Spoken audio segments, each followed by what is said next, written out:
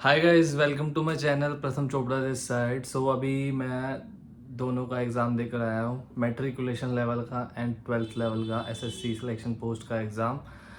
आज ही था मेरा एग्ज़ाम पायोनीर असेसमेंट सेंटर में। अगर कभी फ्यूचर में किसी का सेंटर पड़े तो मुंडका इंडस्ट्रियल एरिया की मेट्रो स्टेशन से आपको रिक्शा लेके वहाँ पहुँच जाना है। सेंटर ठीक है, साइड में स्कूल है और मतलब स्कूल के अंदर सेंटर ही है, बट बेटर है, काफ़ी चीज़ काफ़ी सेंटर से बेटर है।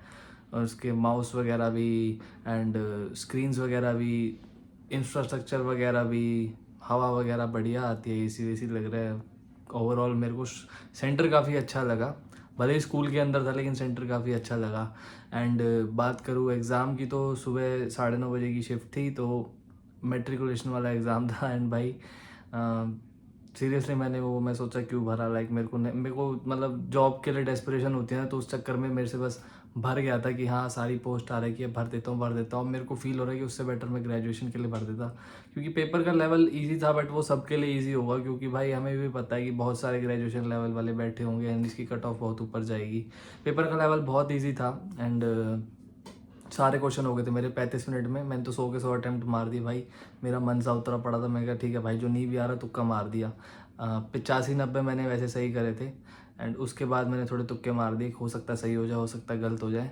टॉपिक्स मैं बता देता हूँ कि भाई क्या क्या आए थे। मैथ रीजनिंग में तो ऐसा कुछ था नहीं, मतलब बस जो मिसिंग नंबर और लेटर एनालॉजी हो सकती है ना, उसके अंदर आपको लॉजिक नहीं समझ आएगा। मुझे भी नहीं समझ आया, शायद उन्हें भी नहीं समझ आया जिन्होंने बना के दिया है।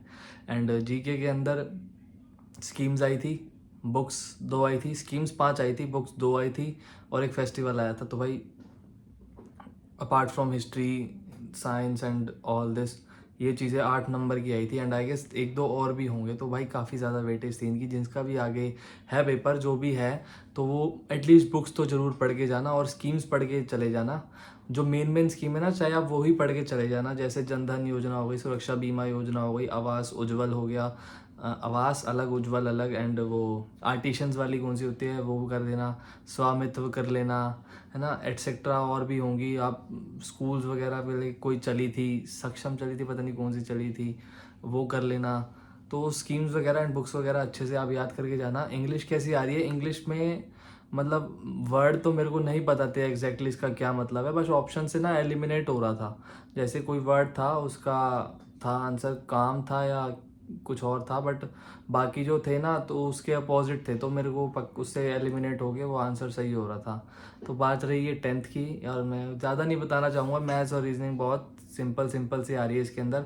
बाकी एनालॉजी वगैरह में ध्यान रख लेना कि कुछ नहीं आ रहा तो कुछ भी मत लगा देना। मैंने तो लगा दिया है क्योंकि मेरे को लगा कि शायद इस पर्पज से उन्होंने ये ऑप्शन दिया होगा। ऑप्शंस मेरे को गलत लगे क्वेश्चंस के अंदर, मैं बता नहीं सकता कौन सा क्वेश्चन।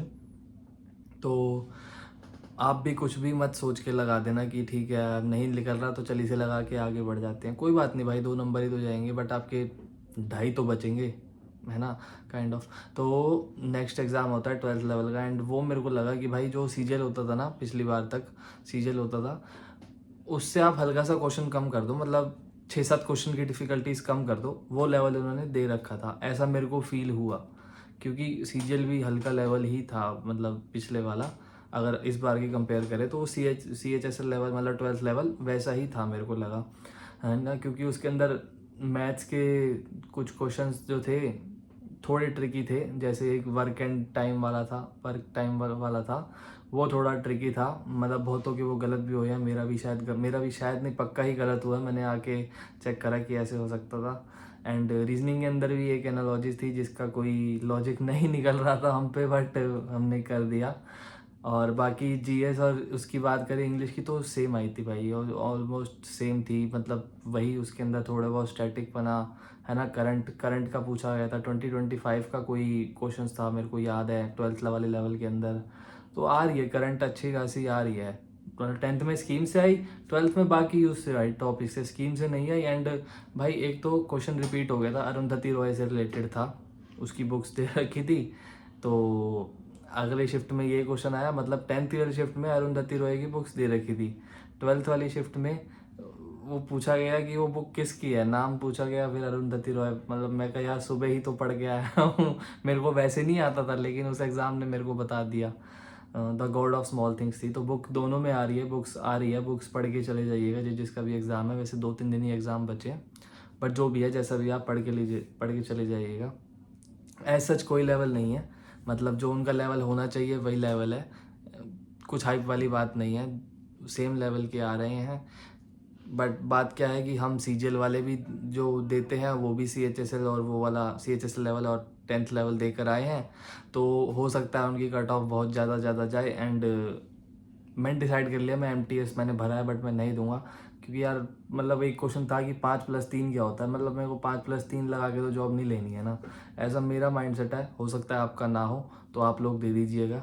बाकी एग्ज़ाम ठीक था जिसका भी है, बस थोड़ा बहुत ये करंट स्कीम्स वगैरह, बुक्स वगैरह, एंड बस यही चीज़ें ध्यान में रख के जाइएगा। बाकी सब तो वहाँ ऑन द स्पॉट ही दिमाग में चलता ही रहता है, आंसर आते रहते हैं। So that's it, thank you.